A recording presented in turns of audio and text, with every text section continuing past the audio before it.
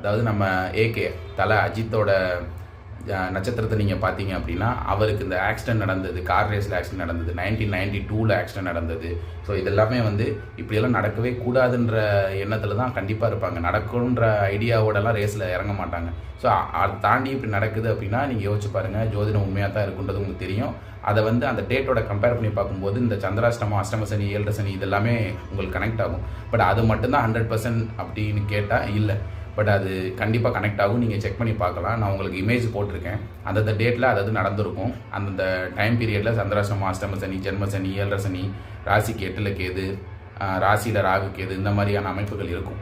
சரிங்களா? இப்போ நான் இமேஜ் போகிறேன், நீங்கள் செக் பண்ணி பாருங்கள்.